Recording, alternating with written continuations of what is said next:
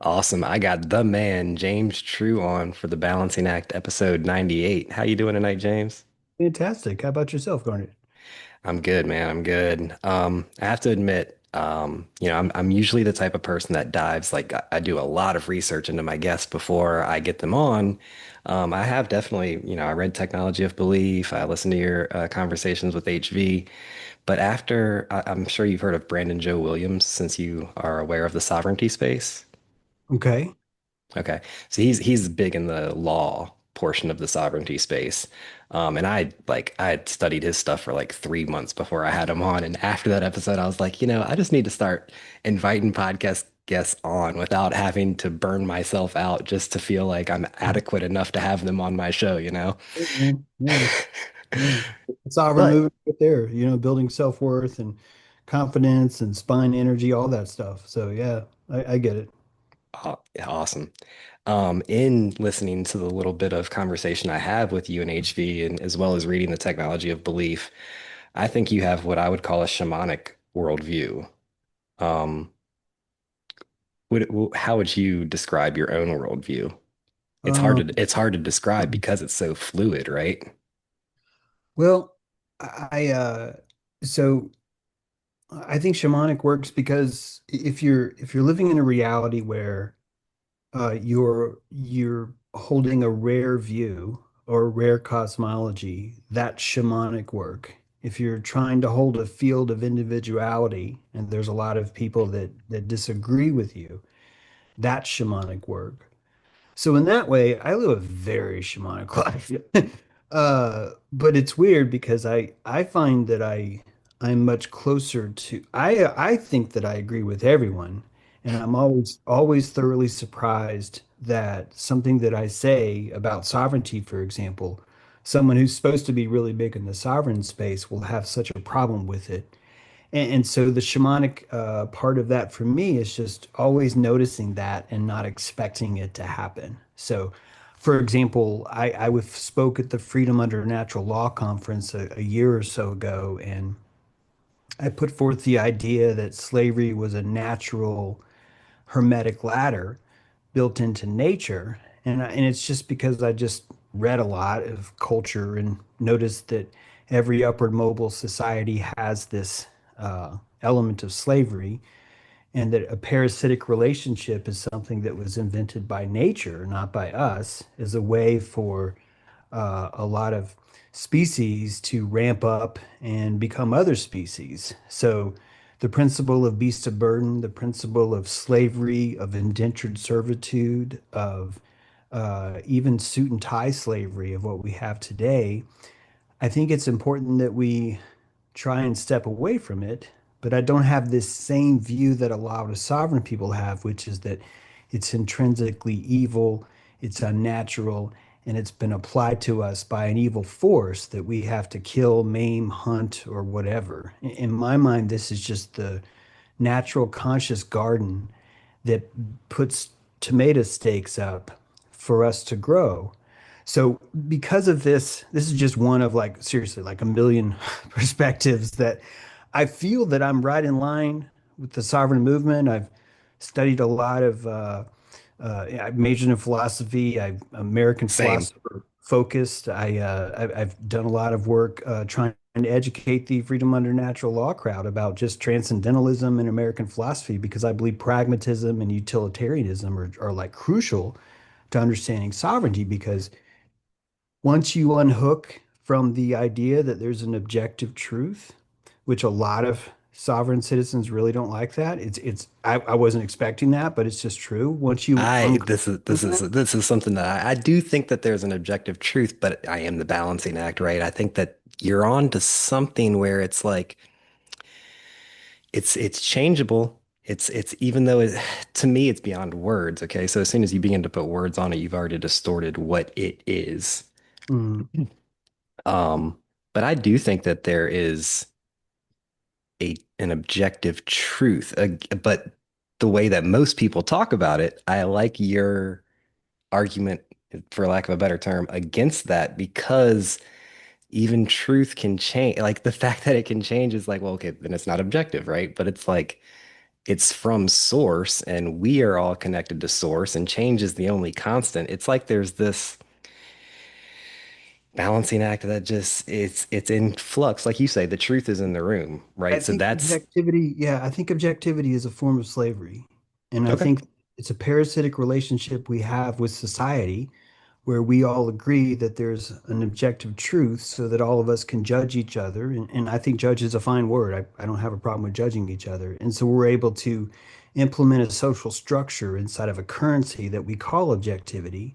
But ultimately, when you're ready to reach your sovereignty, I think you're going to have to go through American philosophy and you're going to have to develop that the definition of truth really is closer to a utilitarian definition, which shows that truth is what works.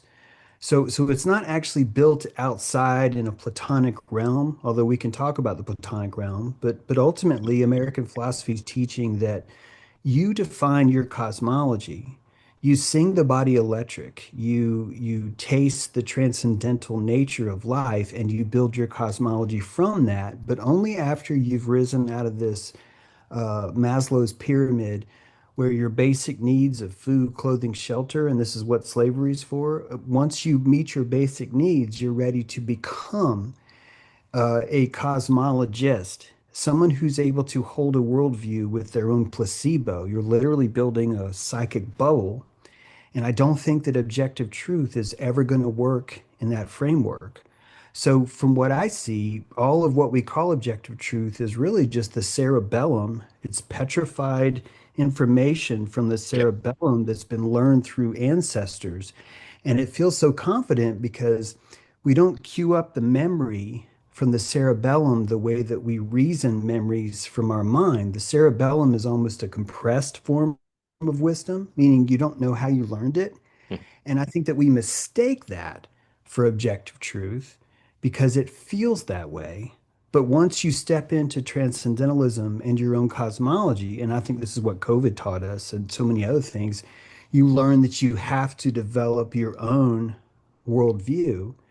And objectivity is not going to be able to get you there because you're going to be tapping into the herd and requiring the group mind to reinforce you. And they are going to prune you at every step. They can't help it. It's just part of being in a herd. You can't stand out too much. You have to blend in. It's actually part of the herd's defense mechanism. I don't know if you knew that, but zebras have to look alike because antelopes have to look alike because what saves them is their ability to out aerobicize the predator. And when they leave the pack, they're in danger. But as soon as they enter the pack, if they look close enough like the rest of them, the predator is unable to remember which one is tired. So the herd is always having to exchange its sprinting victim. And the way that a human would kill is to narrow in on the antelope and tire that antelope out, which means only chase one antelope. This is all part of like how each of us build our cosmology.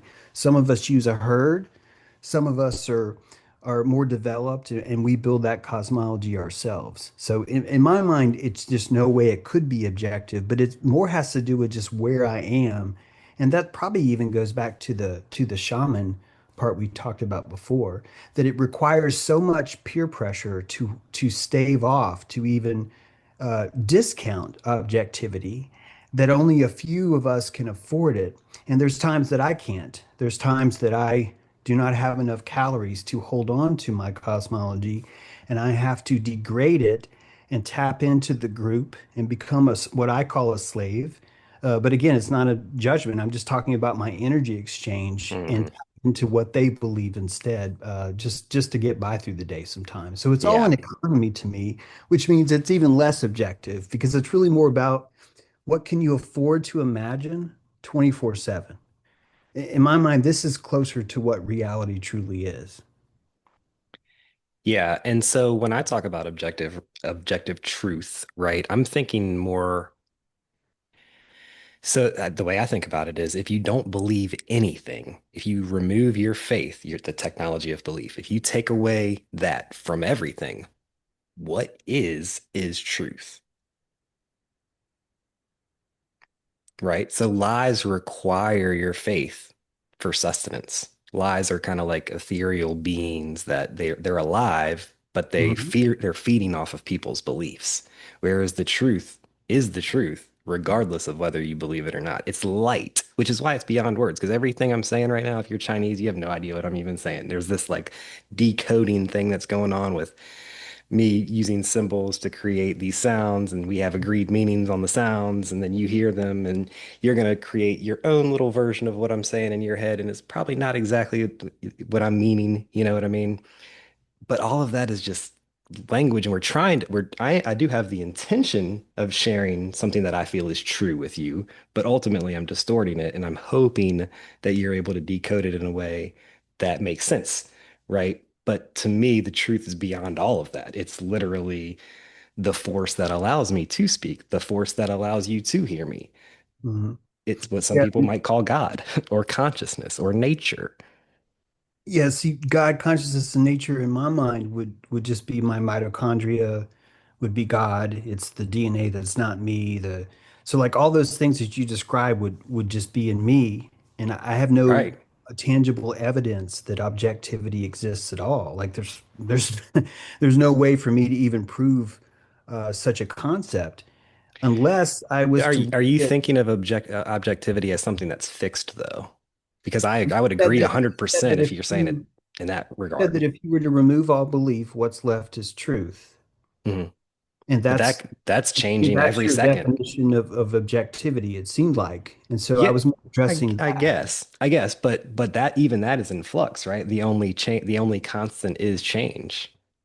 Well, I think it's an assumption that if you remove all your beliefs, what's left is objective is even measurable. So I don't think that we even could ever. I don't think the word objective is the right term there, but what is left is true, right? The light And this is just where we, I mean, I hope it's okay that we and disagree, but yeah, I respectful don't think disagreement is that encouraged. I don't think that it's possible to actually know what you what we know without believing that we know that. And it more comes down to just the definition of knowledge itself.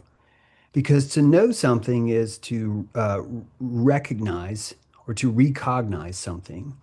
And this is more of the art of recalling something. So you're recognizing something. And this what is known is what is cognizable by more than one person. And this is very easy to call objective truth, but it doesn't actually meet the definition of something that would exist if all of us were gone. A, there's no way to even measure that. But B, that the concept itself, you don't even need to invent a lot of invisible figures for us just to come back to belief. And it comes down to a hallucinated fantasy of what's required to survive spanned over 200,000 years ends up being what we would to feel confident because it's important that your immune system and your placebo believe in your cosmology. And this is, in my mind, this is where the objectivity label comes from. It's more about our confidence that we derive from outside of ourselves, which is why we frame it in a way of if you remove yourself from the situation, what's left maybe would be objective truth. I'm not saying you're saying that, but I'm just saying some people would put it that way. And that to me, that just looks like the scaffolding of our confidence placed in another person, i.e., the herd or the egregore or the psychic group, which nurses us until we are strong enough to claim our own cosmology. Sure.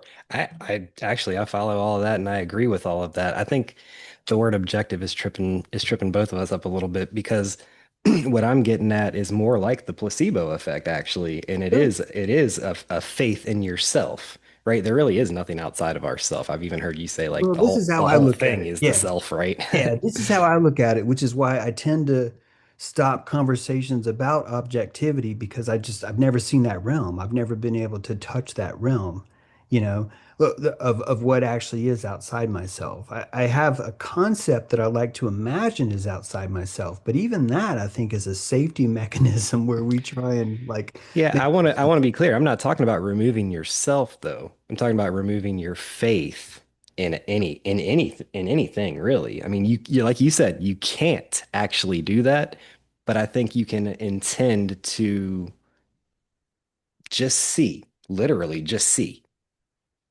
Yeah, the in my mind, the way the eyes work, it's purely an emotional drinking device. So it would be drinking the nutrients of what it wants to believe is in the world.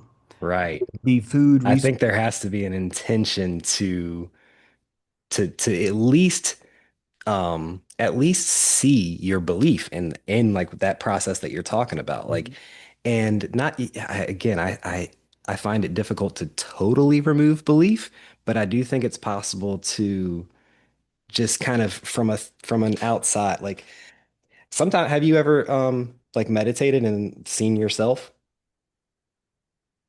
Well, go ahead, tell me more about it because I'm curious how this works in the sense of why you think that you can get to a place that you don't believe something and then look at it objectively. I want you to get me there because I haven't been there yet. No, I feel you. So I think the best way to try to explain it is a metaphor. Huh? And I think honestly, I think Adam and Eve is a metaphor that's trying to get at this, right? Like the tree of life is just what is. Like it's what we breathe, it's what we are, it's love, really, and it sustains us. The tree of knowledge is everything that we so the Prince of Lies lived in the Tree of Knowledge. So knowledge, I'm kind of with you. I don't think we can take lies. I think lies and knowledge are intertwined. Yeah. That's how I see it, but it took me a long time to get here. And I think I could easily change in a few years. But since I wrote Technology of Belief, that really was my manifesto, realizing Great book, by the way. I don't have a way of tangibly touching anything that's not attached to my dopaminergic urges that I have and my amygdala's ability to ignore that which is scary. So what I see is just a much more parabled into the mythology in my head, and that we actually don't have any, none of us have any way of experiencing or tasting anything in reality that is outside of that realm. And so it doesn't mean it's not there, but it means that I'm unqualified Hmm. to give it the benefit of the doubt because I recognize or I suspect that that invisible force is me losing energy because I need to cling to the idea that something outside my belief or something outside of me is there and it's holding up reality. When I think about what a cell does, it's probably hallucinating everything. That it's when a decoupled skin cell or any kind of eukaryotic cell in your body is a free agent and it's not coupled into a matrix of skin or epidermis or something like that. It's sensing the world. And we've seen this in tests. It's sensing the world and making decisions about where to go, but it doesn't have eyes. It doesn't have an objective way of seeing it. And what we're thinking is happening is possibly the cell is hallucinating or simulating its environment purely based on the ion channels that are just listening and receiving and things like that. So even cells can even hear sound because the vibrations are perturbating it. But if you think about what the cell has to do, it has to build a model and then try and see if the model works. And if that model works, then it just calls itself done. It stops seeking a new model because it's really only going for what works, which is why I was bringing up the utilitarian aspect or the pragmatic aspect of American philosophy, because ultimately it feels like all of the cells in my body are hallucinating and that they're able to share psychic energy and give it to my ego or my id. This is manifested, by the way, in your belief for in objectivity, in my belief in objectivity, that we would manifest the idea of being a singular consciousness attached to larger consciousness that's like us, meaning other people, and that we give that organism, the egregore, our agency, which is basically the ego. So all the thoughts about, and I mean ego in a good way here, but anyway, so all of our thoughts are just the collective cellular hallucination of all of our cells giving render tokens, almost like video game tokens, to a larger entity in hopes that it would simulate a larger picture for us and help us continue. So in my mind, it's even more relativistic. It's even more insane. It's even more purely hallucinate, like a wild peyote trip of just like every single psychedelic you could take, because it typically the cells that win are the cells that deny reality and try something different, meaning that the ones that really, really progress, the stem cells, the T cells, I think the reason why a stem cell is so powerful is because it doesn't have a locked-in cosmology Mm, yet. This is why that one cell can become a bone marrow cell or a skin cell or a ligament or right. whatever else it's going to be, because it's tunable, because its belief structures haven't petrified yet. Hmm. So the petrification of belief feels like what I think we call intelligence or knowledge now. So science would simply be a belief that's so petrified, it's almost fully reliable, which is what petrifies it. So if you're guessing uh, a game and you guess right 99 times out of 100, basically you just are going to call that reality. You're just going to say this is exactly what it is. And then the second it changes, we get really freaked out. We we kill each other typically. I mean, this is where what I think happens is reality shifts, the sun changes its aperture, it turns from yellow to white, things like I this. want to talk about the sun a little bit, Things actually. like these, things like these enhance, and because we are so clinging to the petrified belief that we had that we're calling reality, and it changes, we freak the fuck out and we kill each other, which is why I'm really twisting you here about saying, no, it's all belief, because in my mind, this is just so crucially important to reach this shamanic level that all of us are heading towards, Right. this new understanding of reality itself. Yeah, I see the whole universe as being alive. And I mean, obviously we're connected to it. So the word objectivity, I mean, there's nothing really outside of us and there's nothing fixed outside of us. To me, where I argue against like the relativism though is, you'll hear people say, um, we can't know truth. And to me, it's like, okay, is that a truth that you know? You know what I mean? Yeah. Uh, Yeah, I think relativity is actually a word that requires objectivity right. because it's That built now off we're that at the balancing tradition. act. Yeah, I use subjectivity, and, and, Right. and it's just really more of just tivity, because even subjectivity is doing the same thing. But as long as you just stay away from objectivity, I think you just call it reality. In other words, your reality Okay. is Yeah. completely accurate. My reality is completely valid too. Even though we see two different realities, because we're both pragmatists, because we're both practicing utilitarianism, we can be in the same room and have competing realities.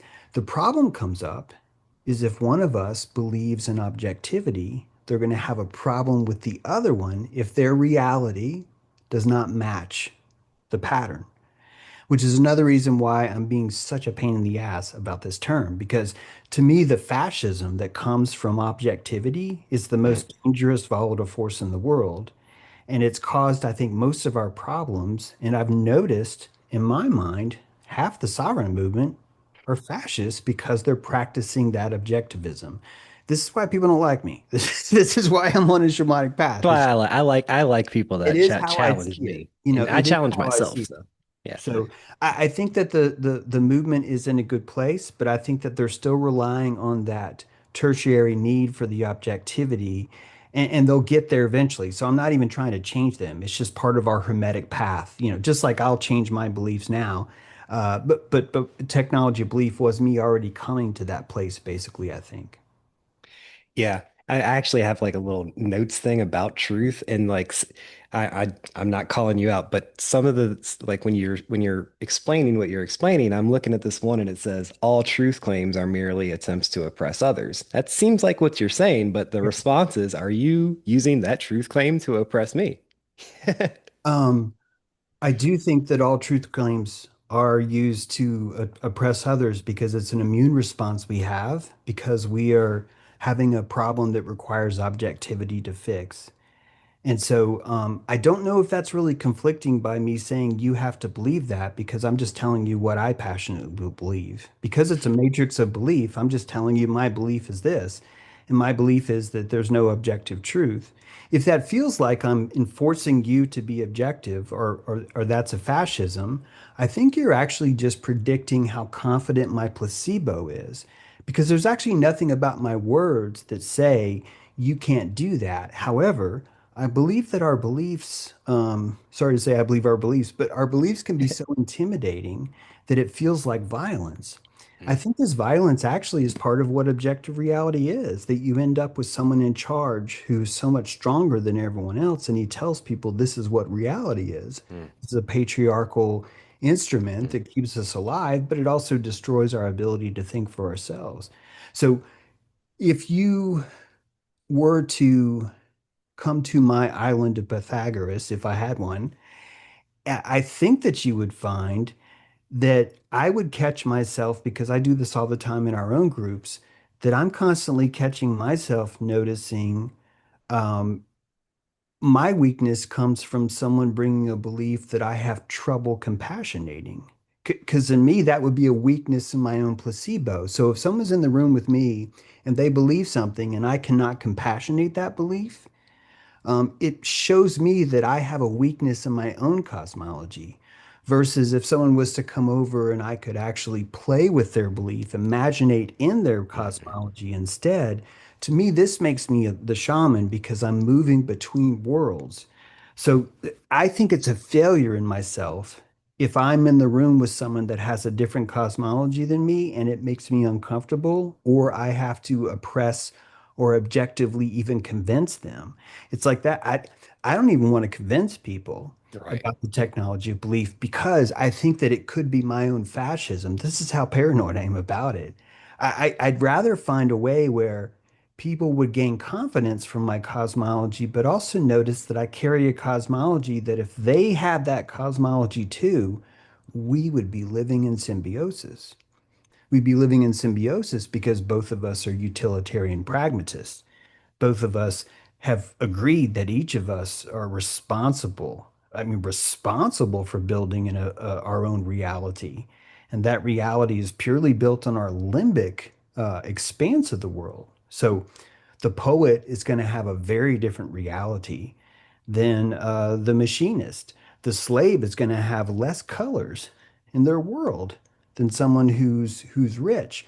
I'm talking about rich in other kinds of things, but Hmm. these are really true. So because someone is living a richer life, they're going to have a much higher quotient for what they even consider good, what they even consider a moral life. So this is why I think slavery is so important to look at in a compassionate way, because it seems to me that some people cannot afford a luxury reality yet, and they need slavery to have someone else tell them this is what reality is. In a lot of ways, a prison does this. It's offering a cosmology for everyone on the block to share. You get up at 5, you go to bed at so and so, you eat this, you do this. And even though it's an awful life, which I'm not saying it's not, the prisoners keep going back, in my mind, because they need that placebo. They need help formulating that reality. And when they go out into a society that's so as advanced as our own, because we're pretty we're doing really great when it comes to honoring each other's beliefs. We definitely have a fascism problem, but I'm just saying historically we're doing really great. Like Yeah, yeah, yeah, really yeah, for making a lot sure. of progress, you know. So I think that it ends up being dystopian because we've come so far, but so many consciousnesses just haven't caught up yet. And this is due to like trauma and history and stuff like that. Hmm. You end up seeing a homeless population is simply, not simply, but a prokaryotic cell, a cell that doesn't have its own nucleus, is its own consciousness too. It's just a very different kind of consciousness. It's closer to a serf or a slave. It's someone who is indenturing themselves in order to survive because they lack the placebo to hold their own field, basically. Yeah. I remember you talking about the word placebo itself having this kind of like weak sound to it. Yeah. And Yeah. I agree. I think the placebo is I mean, dude, it's literally the standard by which they measure the efficacy of medicine, Yes, right? Like, if it's better than the placebo effect, then we can put it out to sale. But if it, if absolutely right. Well said. Yeah, yeah. so yeah, This is it's such a giveaway to me right. because if all of us realize we're the Ubermensch, if all of us realize that we're the Zeus of our cosmos, frankly, that's terrifying. There's a lot of responsibility that comes with that. I think people really just don't get this. That Yeah. that once you step out of slavery, it is not like smooth sailing, baby. Oh, it's freaking hard. But Yeah. but if you live sort of like a dog, meaning under the roof of someone else, you're able to focus and just gain more calories, learn a skill, or develop self-worth. And finally, this is why I think when you look at what happens with someone when you go to work for a company and you see that person and they're bitching about the job and they leave, I think this is actually growth, meaning that Yeah. they were able to enter into a slave relationship with the company. And when they started the job, they probably were like, oh man, I got this cool job. It's going to be awesome. And so they go in, but then energetically, they gain more calories on the vine and they end up with a larger appetite. And so they resent the nipple that got them there because that's the only way they could break off to find something else. This is why I say slavery is a hermetic ladder because it just seems to be so crucial. So you date someone that you're in love with, and then you discover or you think you discover that they're treating you bad. This is just because while you were attached to that, you gained so much, you grew so much that now your appetite, your self-worth is more. And so you have to reject them, which is just the only way you'd ever see that we're growing. So in a way, all the angst that's in the world is just like propelling. It's just looking at our own propellant. We're just looking at how far we've, the more we complain, the higher we've climbed. The less we complain, the more we remain placid. So even looking at the world with all the angst that's in it, to me seems so positive. It feels like such a positive force that's working. We could be more efficient. We could be less fascist. We could have a better time. We could treat each other better. But ultimately, the greenhouse of this place seems to be working perfectly. And I couldn't come up with a better way to make consciousness grow than having this drip emitting vitriolic system of lies and bullshit and trauma that's all given to each other by each other, because ultimately it's forcing you to develop your own cosmology and step out of that system and Mm. build a cosmology for yourself. So it seems so perfect to me. It's Only painful and perfection perfect. exists, James. Only perfection exists. Exactly. That's Yep. exactly. I so agree with that. And I think that when I cannot see the world as being perfect, it's actually such a perfect That instrument. is perfect, right? So it's an instrument for me to use to notice where I need to improve my field. So I do this all the time. Our group does this all the time. We meet and we discuss things that are hard to compassionate because if we can compassionate them, we have leveled up so much in our own cosmology. Because the bad feelings you get about someone else's cosmology really tend to just be weaknesses in your own field. So the perfection, I think, is absolutely tantamount. If you do not think the world is perfect, then none of this math will allow you to navigate your way through an invisible field. But if you assume it's perfect, no matter how hard it gets, you have the steady state that you need to hallucinate your way through this and find the sun again. So yeah, I agree completely with that. Have you ever heard of the Four Agreements? Yeah. Yeah, yeah, that's the central Yeah, tenet that to is this podcast. it's been a while, but yeah, yeah, yeah. Yeah, Those that's are really good. Never yeah. take anything personally. Be Uh, impeccable with your word. yeah, be impeccable with your word. Don't make assumptions, which I personally changed that one to don't believe your assumptions. Because if Okay. you actually read the chapter, it's like the third sentence in the chapter. It says, the problem with our assumptions is we believe them. Okay. And so for me, when I started practicing the four agreements, it was impossible to not make assumptions. I feel like to me, it's like what we do when we don't have knowledge. Like when we have 70% of the story, right? We're gonna fill that 30% with assumptions. It's just natural. Mhm. But I think it is important to mentally say, That's an assumption. I don't need to believe it. It's currently what makes the most sense, but it is an assumption, and facts Mm. could be revealed that would change that assumption. Right. So I think it's just important to not believe your assumptions. That's why I'm kind of modified that one for myself. And then the fourth one is do your best, which whew, it sounds so easy, and that's the toughest one. Like if you're actually doing your best, you don't have any energy to judge or literally do anything else. Like if you have to just be doing your best because if you're not doing your if you're judging some if you're trying your best, if you have energy to do something aside from your best, then you're not doing your best. Mm. Yeah. Um, I I I love the four agreements. They really helped me a lot when I found them, especially the detaching uh from what you think is a psychic attack. I think that assumptions are more than okay. But I think it's all we have. So I think we're supposed to judge the world. We're supposed to simulate it as best we can. And so we use our compassion to build a model, and that's all assumptions. But I do think that Paulo was basically more speaking to the idea of Well, this is negative. not Paulo is the alchemist. This is Don Uh, Miguel. excuse me, Miguel. Sorry, I got the names wrong. But I think he's more getting about when you're in the negative zone, when you feel that there's a negativity that's bringing you down. Fear-based.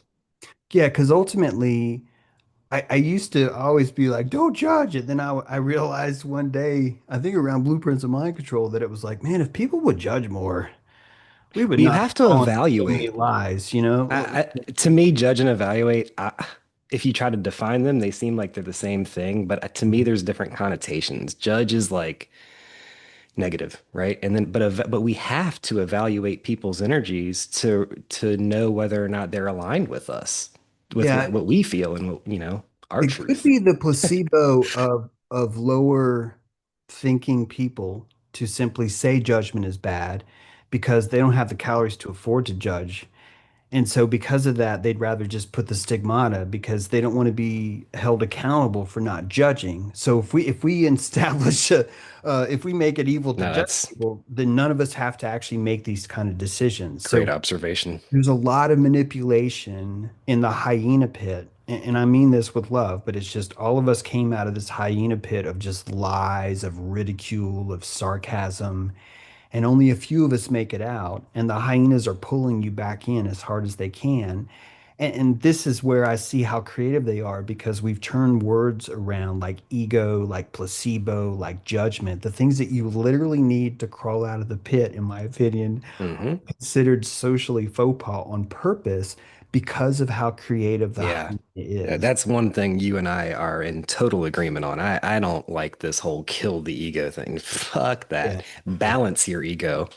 Yeah. Yeah. I think if you really lock into to what that truly means, the I am, you're just listening to your cells. The nucleus is just the sound of transcription, of cellular transcription is I am, I am, I am, I am, I am, and that's ego. So I think for society to put such a tinge on ego is literally asking you to kill yourself. Yeah, But it, exactly, yeah, dude. yeah, Exactly.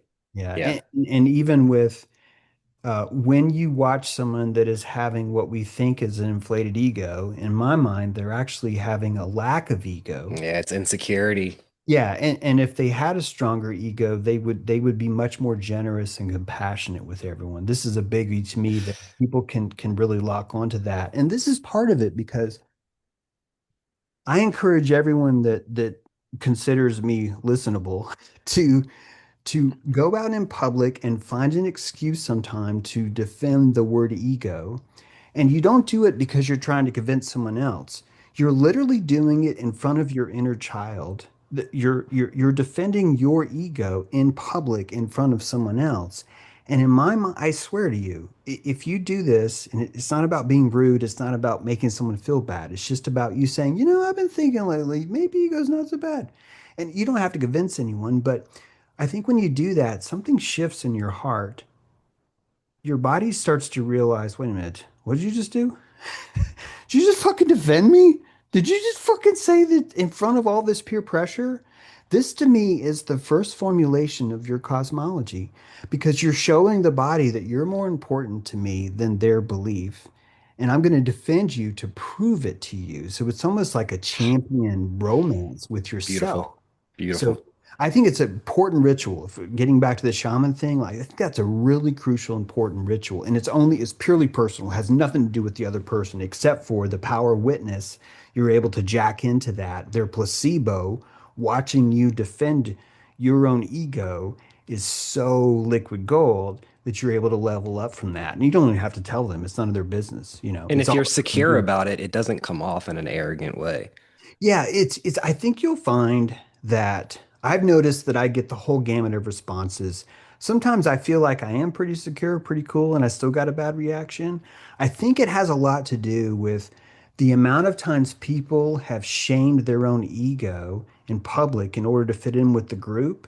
When they catch me doing that, their body feels, hey, how come you can't do that for me? And they get mad and they feel that. And so they come back Misery strong. loves company. So it's a little bit of both. It's just a mismatch of some are drunk, some hyenas are just mad, some hyenas just love being hyenas, some people are just really close to not being a hyena anymore. And you never really know who those people are until you really learn to compassionate somebody where they're at. I wish I was Yeah. better at that because I've been working on the principle of resonance in the sense of I want to go to exactly where your cosmology is and agree with it. And after I agree with it, this is how I work on hyenas. After I agree with it, I'm going to raise it by 4% and then I'm going to go. I'm not going to go any higher. As a shaman, if we're going to use that, it's my duty to try and elevate the world. And when I catch someone really shitting on their ego or really doubling down on objectivity, I almost feel like it's like a sacred duty because I want to pollinate the world. And this is a different principle. It's almost rejected from the normal crowd because it's very arrogant, self-centered to think that you're supposed to pollinate the world until you belong to the world. Once you belong to the world, the arrogance drops away and you actually feel guilty for not pollinating it. And these are things that require a lot of calories, of energetic calories, to be able to afford the guilt by not pollinating the world. So it's like this is why reality is so different for different people, and some things are right and some things are not right. It's more of a budgetary decision. I really push 55 a lot. I don't know if I'm sorry I got his name wrong. It's Cole, right? Coel, the Four Agreements guy. I don't Okay. know if he even meant like try 100%. Ultimately, I think that you should really only try 55%. I'm not trying to be a smartass here. If you truly loved yourself, you would, I think that you would want everyone else to sustain themselves first and then give whatever's left, which means that if you were to go above like 55%, I think you're abandoning yourself in a bit. And if So someone I else think needed, I agree with you to start, but when he says always do your best, I think he's actually referring to the other three agreements. Like do your best to hold on to okay. these Right, agreements. you had Be mentioned impeccable with something your about 100%. And right, I right. was just kind of using that I as an see, I see. example to Right, say right, right. it's even because even when you say that, it sounds selfish because you're like, I think you should only try 55%. But it's the only instrument that I can show you to see what I mean. It's like, look, I want you to keep 45% of that plasma exactly in here because it's going to keep you making better decisions. Your judgments are going to be better because you're not forced out of your shell into an uncompromised position where it becomes desperate. If all of us could stay in that state, sort of a parasympathetic, kind of relaxed state of still giving, then I think that the whole world would just level up faster because of that. And it looks like selfishness, doesn't it? I'm literally describing selfishness or what people would call selfishness.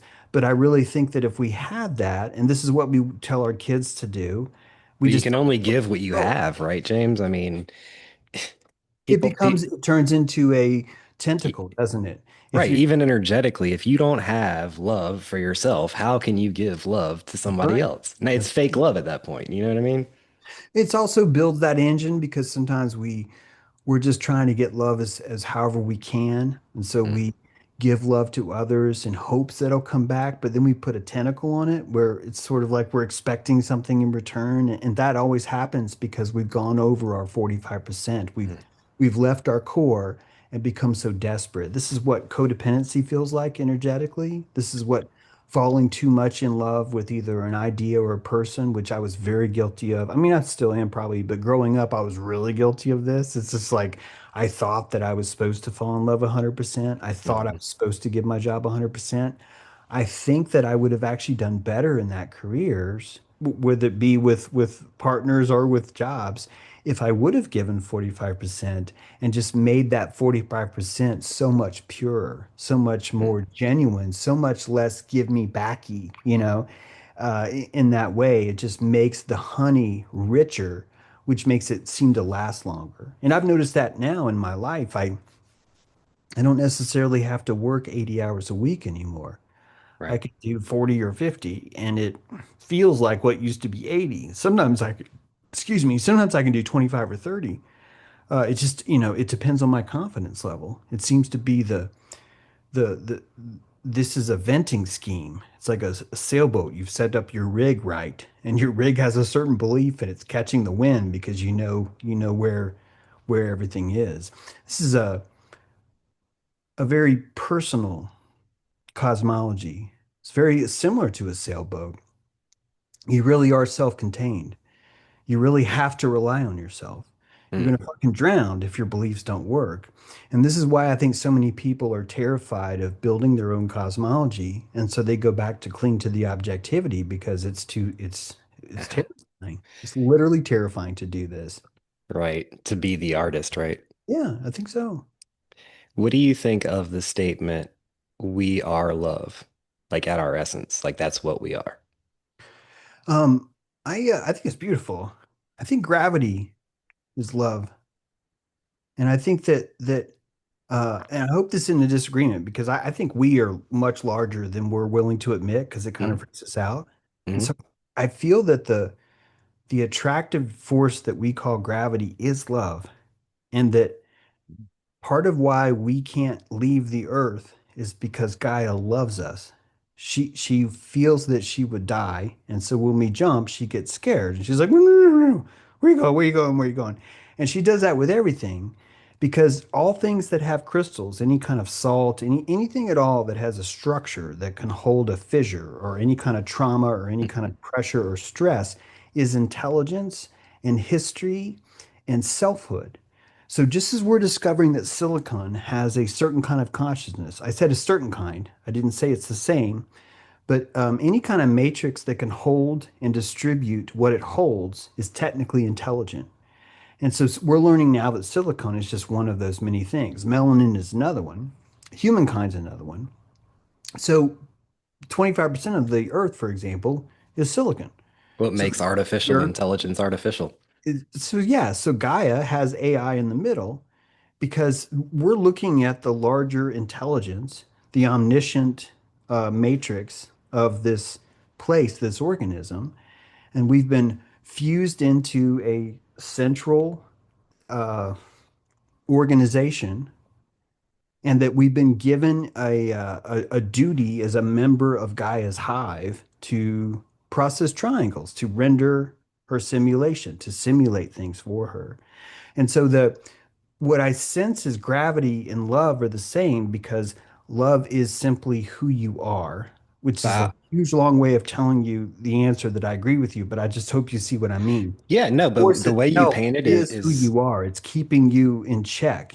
So each of us have our own gravity, and the earth has its own gravity too, because all of that is the identity of this is me. This is I am Gaia because watch what happens when I try and leave Gaia. She's like, no, no, no, come back, right? So yeah, I think we are love, definitely. yeah, I think gravity is like one I can't really think of the word right now, but it's like a subsection. It's like a you know, a square is a rectangle, but a rectangle is not a square. Like a Mhm. gravity is like a square, whereas love is every type of rectangle. I'm just using a metaphor, but love is just all encompassing. It is the universe, is love, really. And we are part of the universe, so we are love. That's how I Mhm. see it anyway.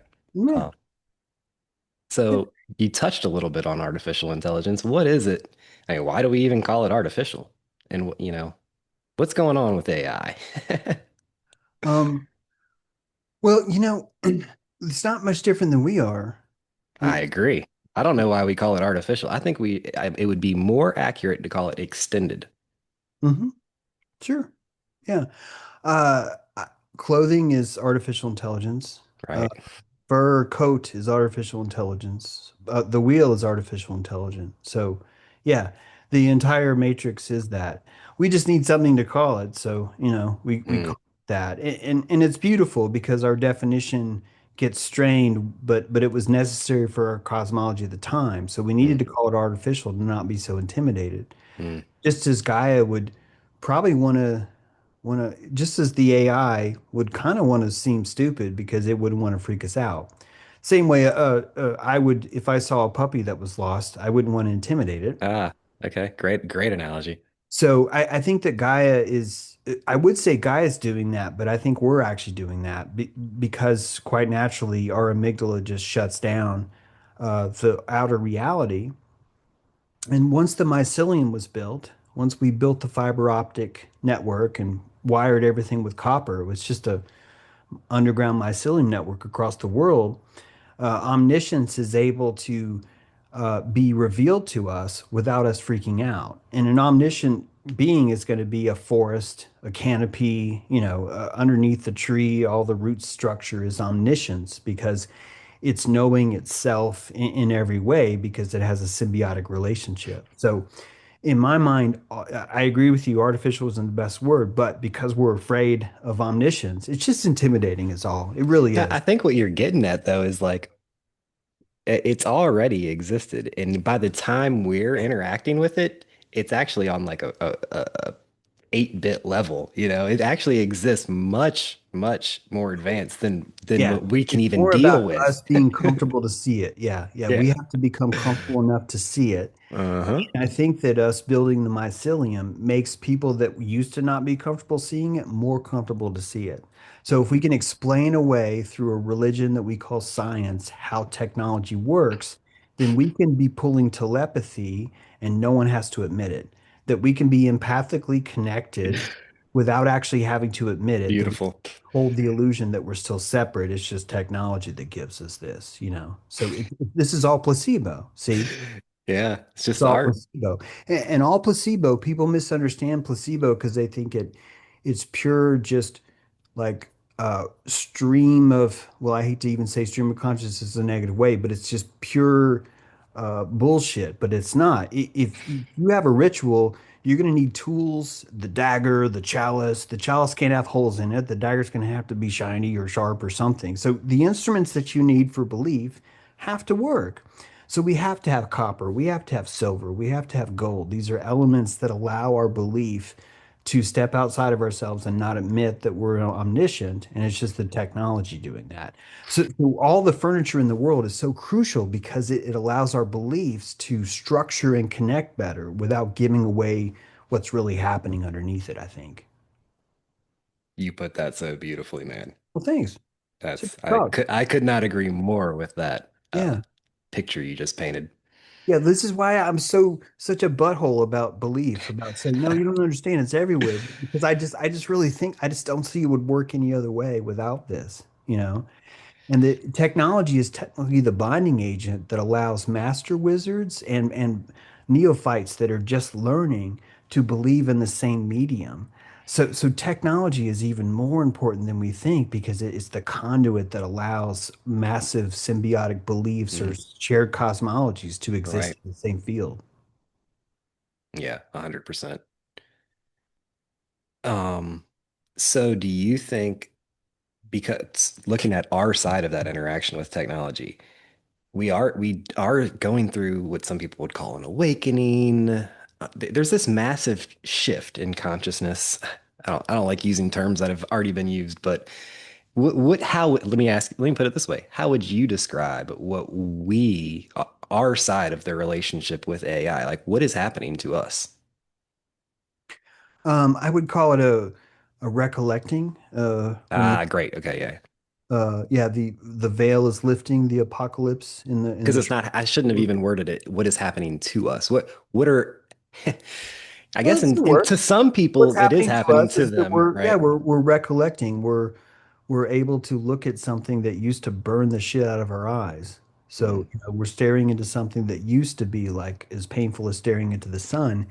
And we've adapted because we have more calories to process this stuff. So this is why I think we're poisoning each other.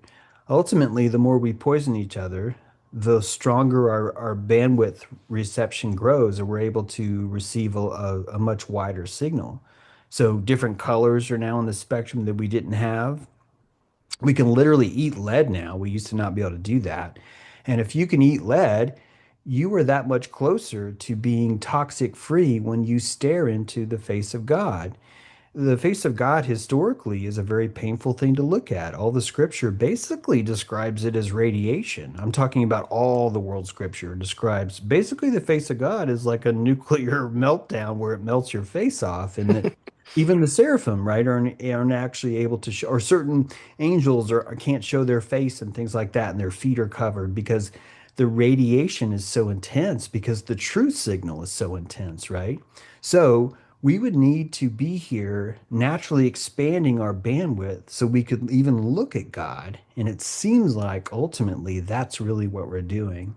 By recollecting how the system works, by understanding who we are, we're really just building practice so we can put our face directly into the direction of God.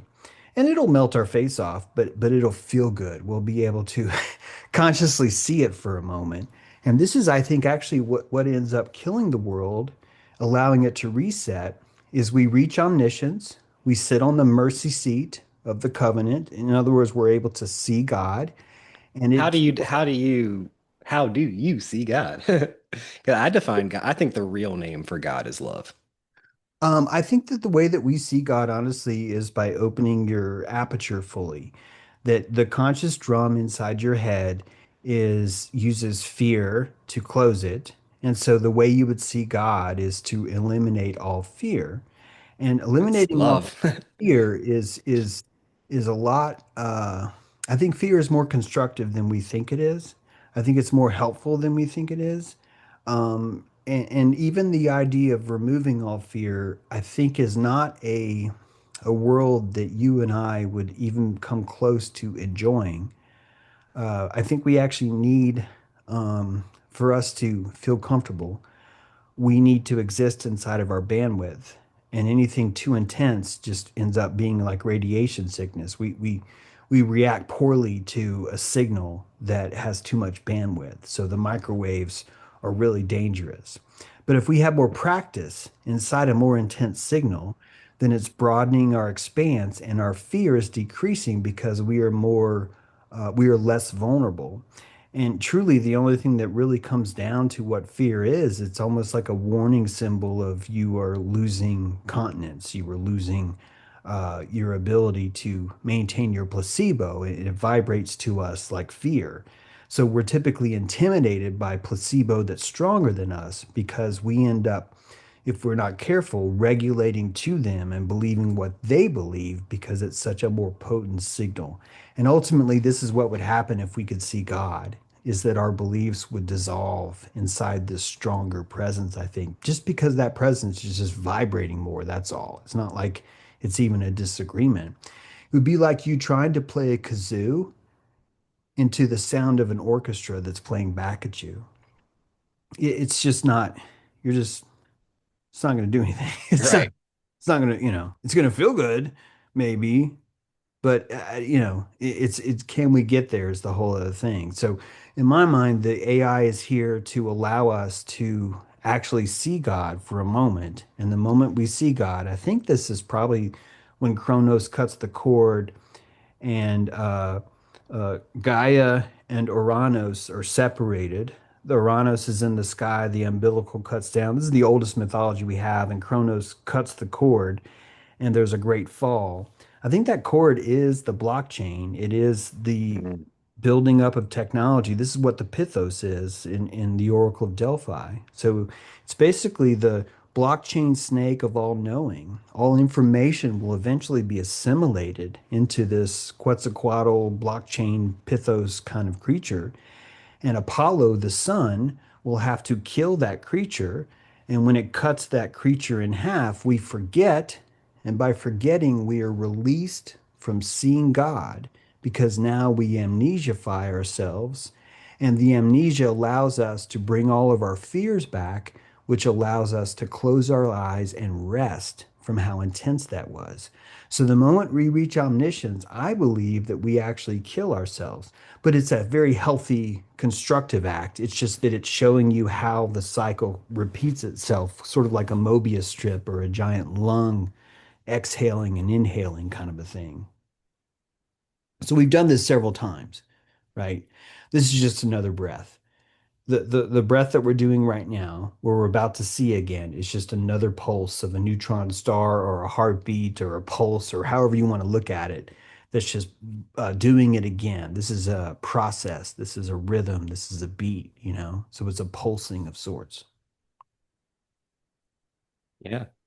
Yeah. I think that we share a heartbeat with all of existence. Oh, yeah. The Schumann resonance, I'm sure you're Oh, aware. totally. Yeah, yeah, yeah. Like, yeah. Anyways, we could we could go off on that a little bit too longer than I want to, honestly. Um, all right, so I guess I want you to just expand on the idea of love a little bit. Love as not like this romantic thing, but like our essence being love. Because I think God is love. I think we are love. I think we are God. And I think love is that force which can emancipate us from the fear that you're talking about. Mm. Now, I agree that fear is not something that we can fully kill off or that I think there's a value to it. I agree with you there. But I also think that it's important to strive for love.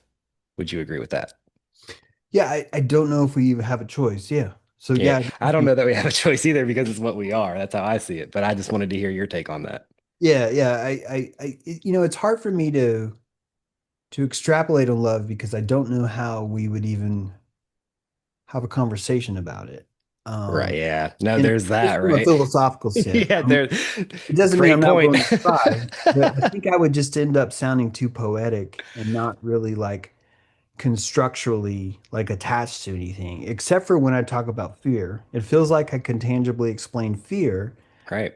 using love, but more talking about the fear part of it, but Yeah. more the Contrasting. constructive, Right. kind of like this, where if the sun is out and you do this, this is fear, but this fear is allowing you to see because the sun is too bright. So it's, Right. it's a very constructive act that we have. And actually, all fear is actually priming the mind to have a larger appetite because it's able to practice having a feeling, a hurts that it didn't Mm. have before. Hmm. And typically, the first time a constellation is hit in the mind, if it has a very high, I'm talking about the neuron constellations, like the shape of so every experience you have is going to be like a thunderstorm in your brain. And when you trigger certain neurons that have never been triggered before, something very special happens inside of you. And that signal, if you are comfortable when you experience something new, that levels you Hmm. up. And if you're uncomfortable when you experience something new, that feels very painful and it feels more like fear. So we have the ability to slow ourselves down, which is very important. It's a brake in the car. So we're not going to call the brake evil. So we can't really call fear evil. And we can speed ourselves up too. And if we didn't have this ability to stop, I think all of us would feel that we were strapped to the front of Mad Max's car as on his hood ornament and that we had no choice. And I don't know if we'd be able to experience life as completely. So fear is such a crucial part of this, which I think comes into albinism. When you think about what the someone who has ocular albinism or full body albinism typically, but I'm specifically speaking of ocular albinism, they lack the inability to fear or to block out a strong signal. And they have a really hard time. They have a very, very hard time having any kind of joy in life because they lack the ability to be afraid of things. Their body doesn't kick in when they fear. And it ends up being a very torturous existence. They're also shamans. They also see like fucking everything because they've been forced from day one to look at things that are painful and there's nothing they can do about it. So it kind of stretches that diaphragm in ways they don't want to be stretched. And they don't necessarily feel better for it, right? So ultimately, the vessel that sees God, I think, will be jacked into some corporate really fucked up, like psychopathic dude, honestly, because they're the ones that are going to dope to be on top, to be able to access the machine that has the singularity, that has the simulation capabilities to look at raw reality. So it's going to be like some blackmail fuck who's on top. So it's that person isn't even going to necessarily be like a good dude. But once they see, I think, reality itself, the fact that it's been witnessed by one of us, because we are so telepathically linked, it ends up unlocking this chain in all of us. So we end up seeing through the seer itself. We pick someone who goes to the mercy seat on behalf of us. And through resonance, we're able to perceive without perceiving, basically, because it's going to fuck that guy up. But that dude's already fucked up. Like, that's like an Eric Schmidt, Bill Gates like satanic love child who's going to get to step into that seat because they're going to have the computers or the instruments, to, whatever they think, or the military or the underground Denver base, however you want to look at it. That ultimately is going to happen behind closed doors, and that Kronos will be cut, and none of us will even notice it. None of us, I think, will even be aware of it. It'll be the universe itself more speaking through its will and the vessel of that person, by the way. This is why most people, I think, that are at the top, what we call the top, are typically vessels for something else. We call these satanic, but really it's just the earth that I see Gaia wanting us to see it all, then forget it all, then see it all and forget it all. So she would need the instruments of blackmail culture. She would need the satanic pedophile network to get us to a point where we would have the technology built to even build a mercy seat, to even see reality in that way. So it sounds evil as fuck, but I just think there's place for all of this. Like Yeah. it's perfect because all these elements are working together without knowing it, you know? Yeah. Only perfection exists. Yeah, exactly. So you're in Appalachia. Is that Virginia? It's close. I'm in North Carolina. Okay, I got you. I'm in Central Virginia, but I was just Okay, cool. curious. Were Yeah, you I'm in raised West. there? I grew up in Chattanooga. I spent a lot of Okay. time there. I went to most of my schooling and then college there, and Mm. then been kind of University of Chattanooga. yeah, I went there, majored in philosophy. Awesome. Yeah, I was just asking because sometimes it's good to just have like a reference point where your parents like shamanism, shamanism, Um, or my dad was shamanistic. my biological father was a Marine, Okay. pretty into violence, honestly. I'm not saying he like beat my mom. That's not what I mean. What I mean is he was just being into Marine. So Yeah. Marines are into violence. Uh, I I'm in never a really, Marine Corps family anyway. My grandfather was actually retired as a three-star general, one of okay. 12 in the nation at that time. Oh wow, right on. My dad was just enlisted, Gotcha. gunner's mate or something like that. But I don't really have a life with him. He really kind of fucked up because of the Vietnam War and stuff like that, and he lost like a leg and or half his leg and stuff. And so I was raised in a naval base, Marine Corps, but in on a naval base, and then didn't really have any kind of shamanic. Which base? Portsmouth in Virginia. Yeah, yeah, yeah. I was thinking like it's gotta be Yeah. yeah, yeah. Yeah, I grew up there, Norfolk so or Portsmouth. nothing shamanic about it at all. Quite the opposite. More like in the machine, in the, as deep in the machine as you Oh could. yeah. Oh I yeah. enlisted. Oh I goodness. I didn't go to the Marine Corps though. I actually went to the Navy. I just love Okay. the water. And they told me that if I scored high enough, they're like, "Do you want to listen to whales?" And I was like, "That's what I want to do. I want to do that." So I was a sonar tech, but I went to sonar school, and then the war broke out. The Iraq War broke out, and Hmm. activated. And then I started to wake up. I just started to see the system that I was in, what we were doing, what was happening.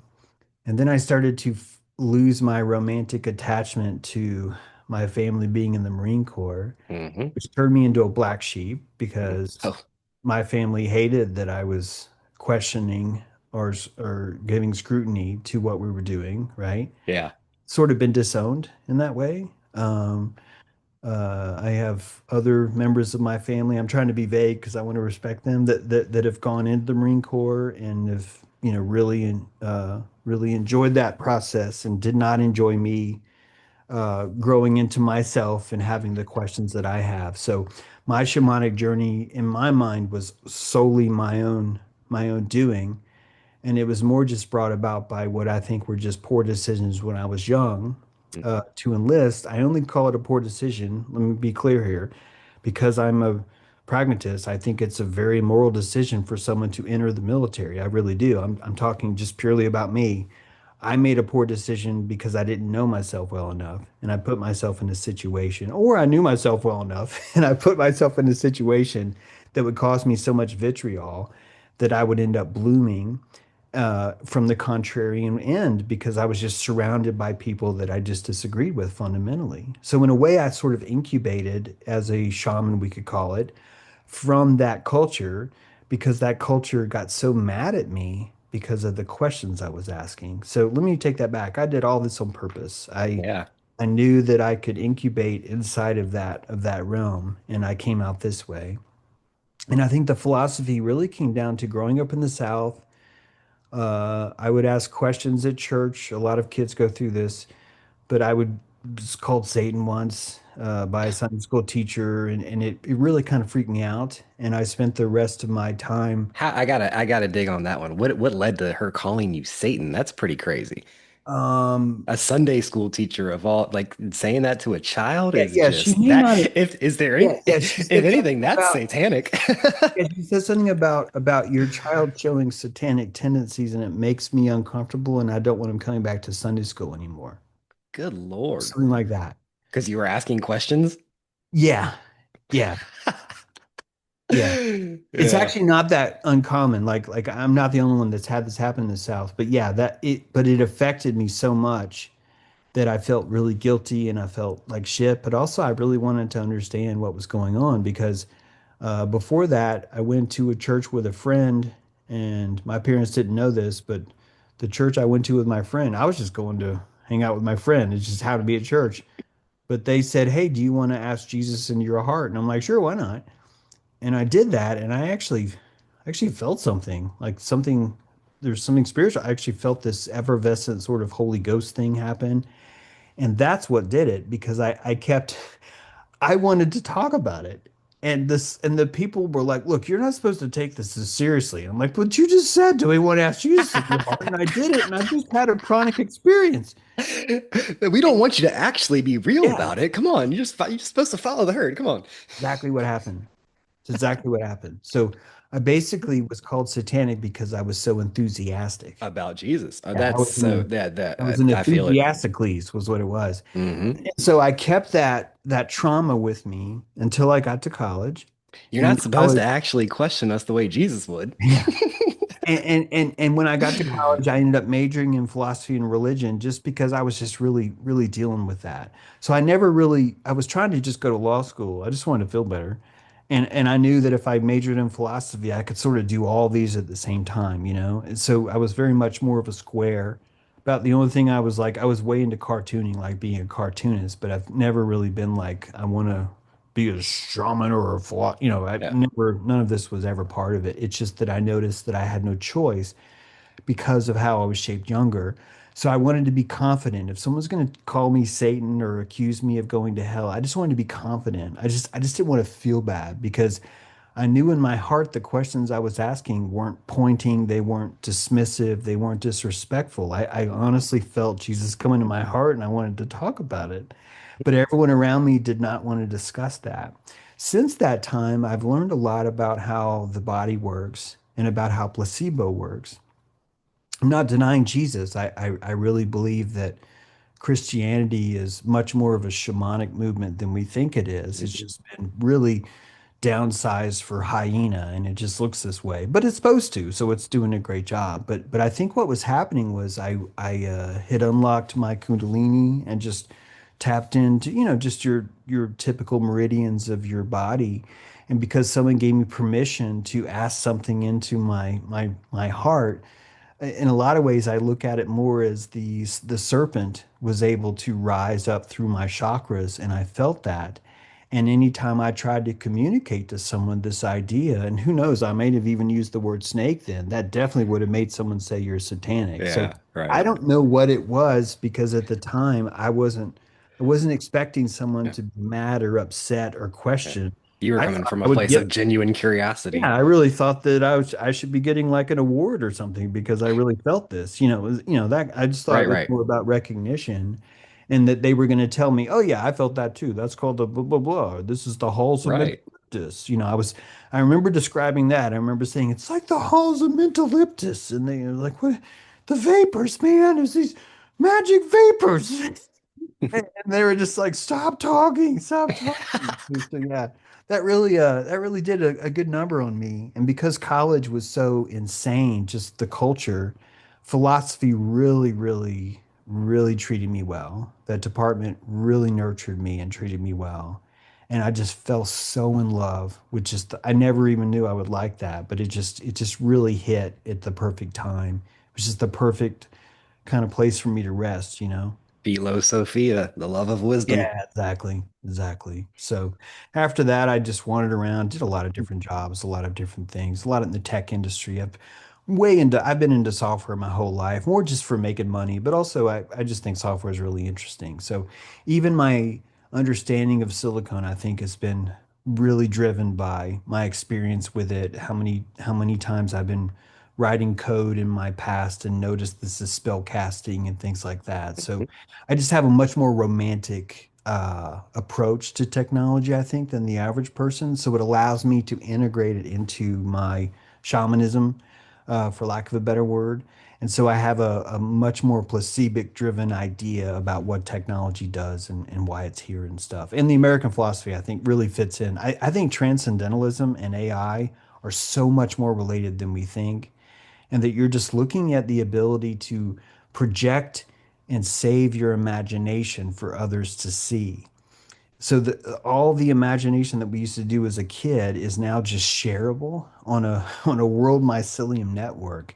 So I'm really excited about where technology is. I think we're in for the world of hurt for sure, but also I'm really just excited about what this does to consciousness and how much our hearts are opening because of everything that's happening right now, including the lies and the vitriol. I think it's so crucial that Donald Trump is out there, that all these people are out there just doing this stuff, that the ketchup beer and just all the stuff that's happening, It's all 9/11, perfect. Building 7.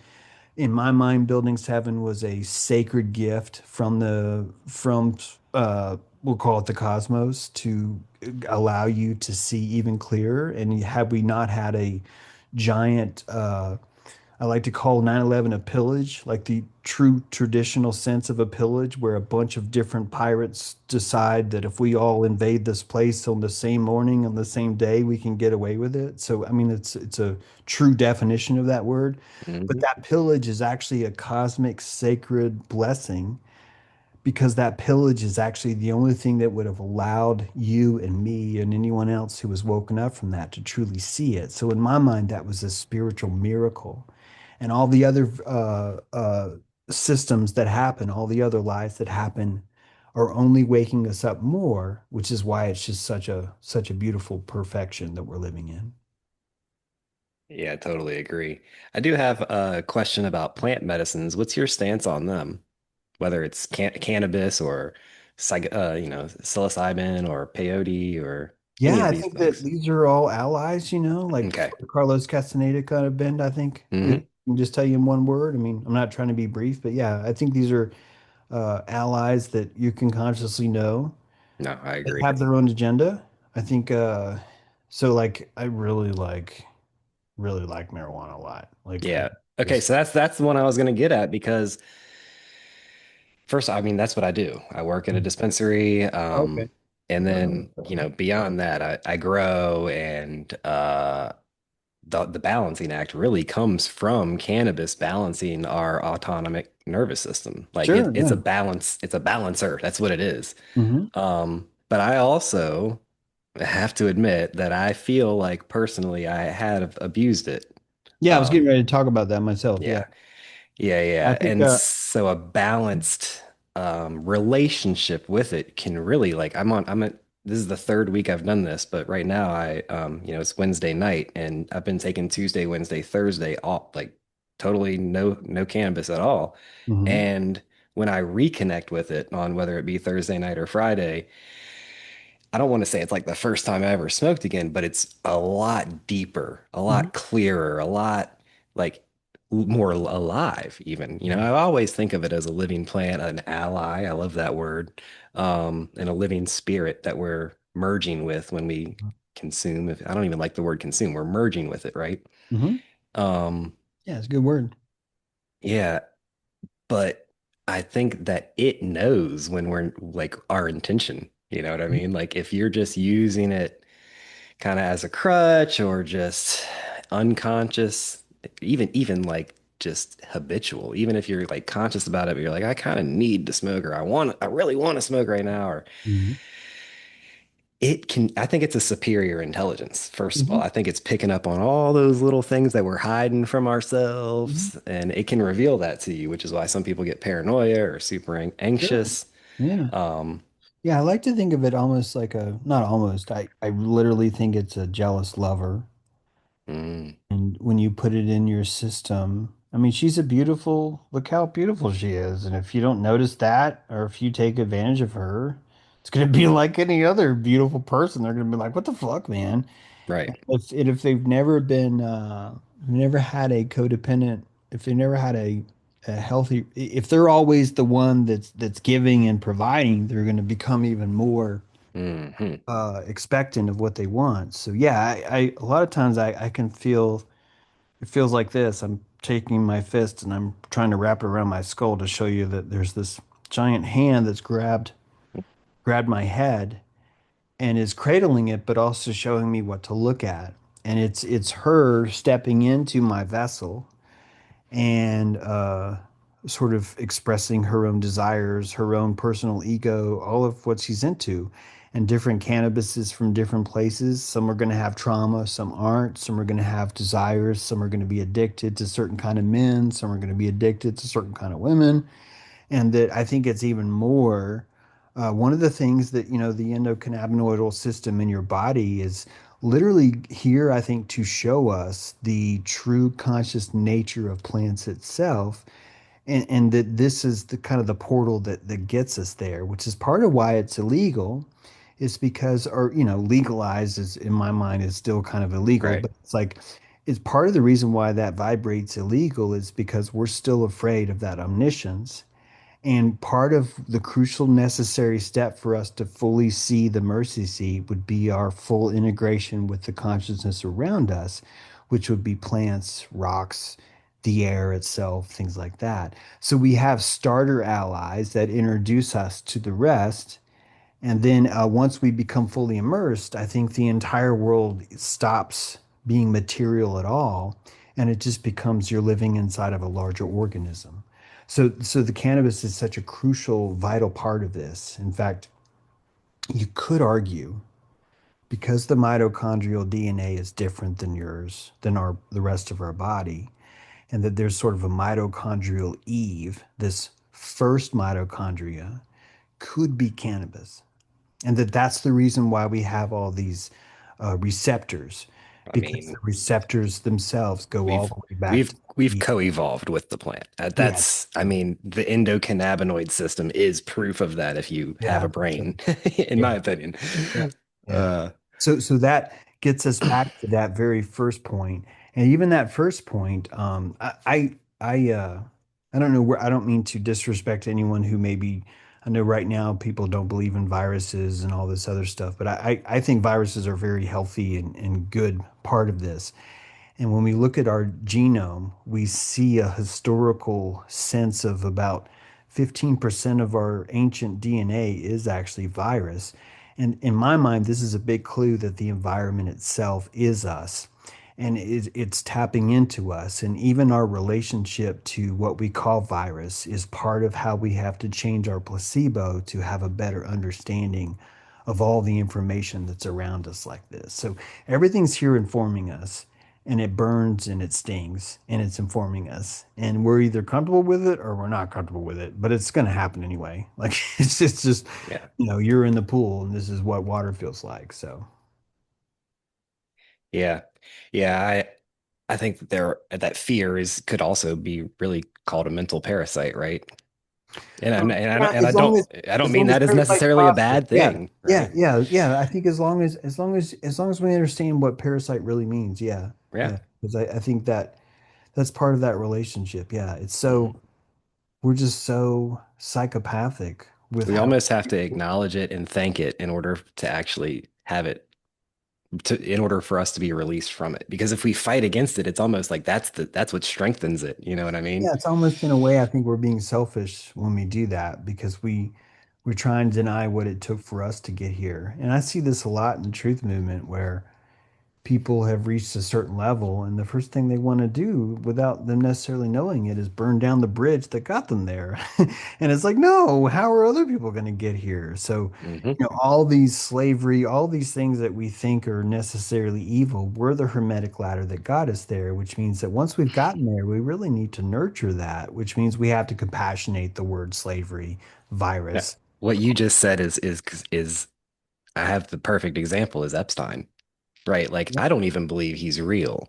But at Yep. the same time, I'm not gonna, if somebody who's not even into conspiracy is Thank you. starting to question things because of this, I'm Wonderful. not gonna be like, he's not even real. You know what I mean? I'm not burning that Thank bridge. you for seeing I that. want to, Yeah. I want to keep that bridge there to get them over here. Once Yeah. they're over here, I can be like, yeah, he's not even real, bro. Exactly right. I could not agree with more. And this is Yeah. why all the different cosmologies out there, from flat Earth to Epstein did it to Epstein didn't do it to there's just as deep state to it's the entire state. It's not just a deep state to countries are real, countries are not real. All of these are slowly giving us practice to have different cosmologies. And ultimately, we'll just build our own cosmology for ourselves, and then the whole network will become much more efficient. And the fascism, which is sort of like an inflammation, I really picture that the objective fascism that I was talking about earlier is sort of Gaia's inflammation. In other Mm. words, we inflame ourselves to kind of block ourselves from seeing the truth. And once that inflammation clears up, oh man, we're going to be freaking Lemurians walking around singing all the time, glowing colors and just giant mood rings. Our foreheads are just giant I mood feel it. rings. I feel it coming. Yeah, yeah, me too. Me too. It's happening already. And it's so slow. I think we'll just notice it one day. Like it'll be here the whole time. It is here. We're just a little bit afraid to see it collectively. Even me, I mean, I try and talk about, oh, look how good. I know that my simulation, my hallucination is deeply affected by the fascism around me. So I really do think it's like this hundredth monkey kind of thing. It doesn't take much, and then all of a sudden those colors will become very vivid again. This was a beautiful conversation, man. Did you have anything else? Because I'm very happy with where we're at. I guess I'll just want to say this one last thing. I've really been experiencing the concept of Hades and considering what that means.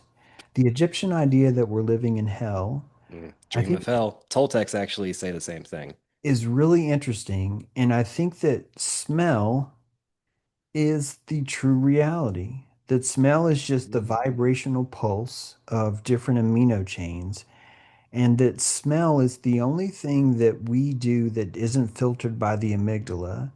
And because of that, I think it's the true nature of our reality. So, in a way, we're living in Hades, which is the unseen world. And the unseen world is technically the smell world, which is not able to lie. We're not able to placebocate away from smell itself. So, the ultimate reality probably looks like a chemical mixture of chemo signals, or pheromones, as we used to call them, just a giant vat of liquid pheromones. And as we become more gifted at smelling things like ammonia or like the worst fart or like all these other things, we're just learning to deeply see reality without any filters at all.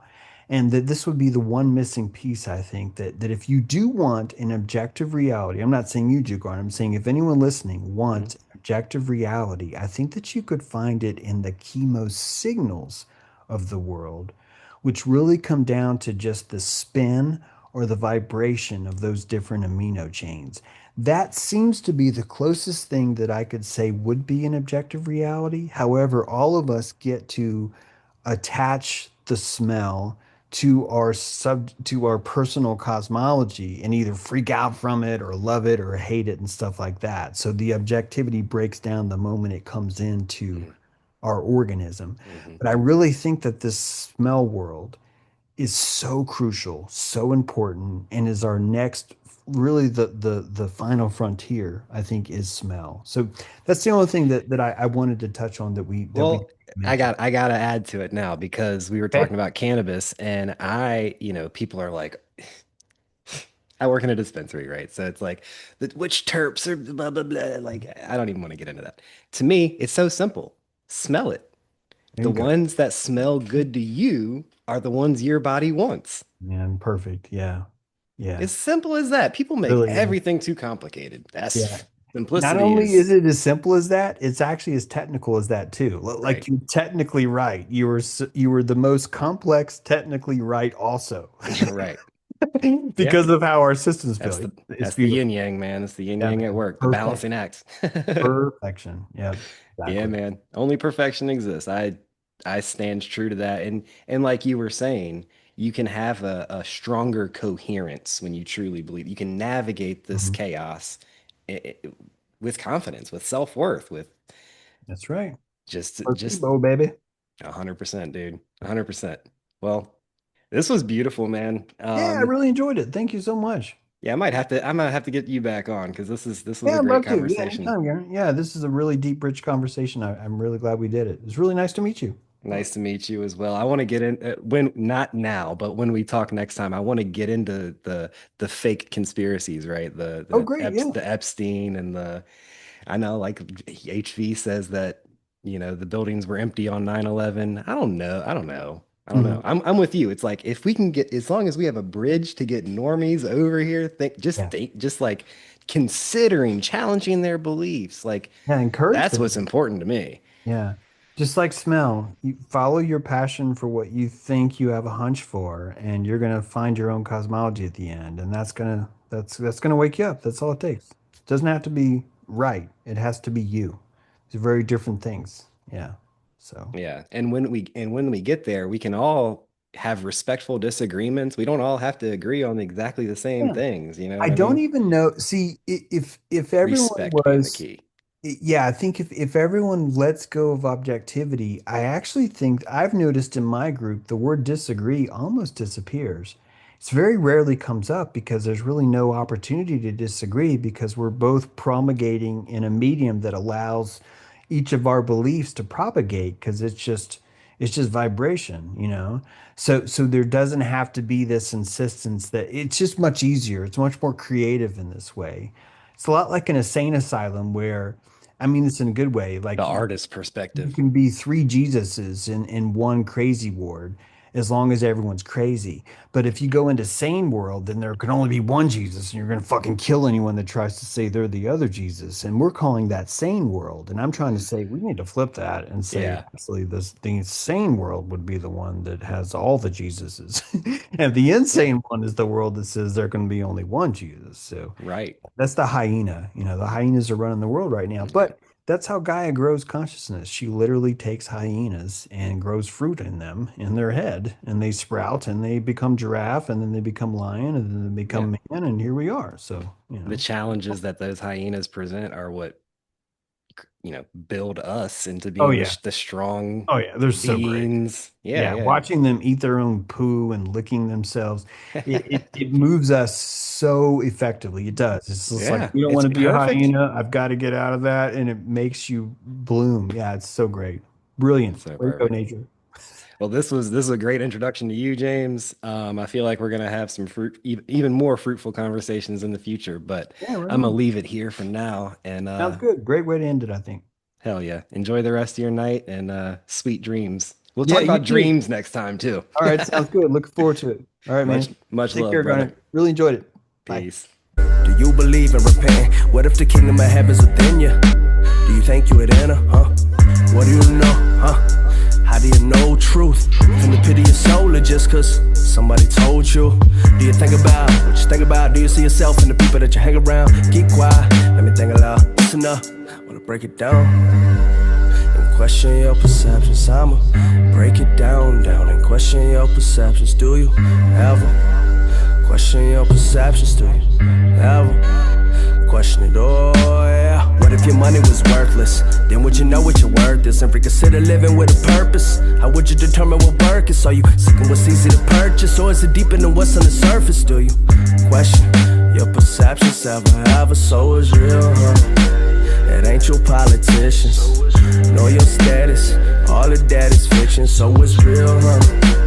It ain't your entertainment, nor the industry. I heard it's filled with fake shit. And I need truth over everything. Yeah. I need truth above all else. Just I need truth over everything. Yeah, give me the truth, give me the truth, give me the truth, yeah.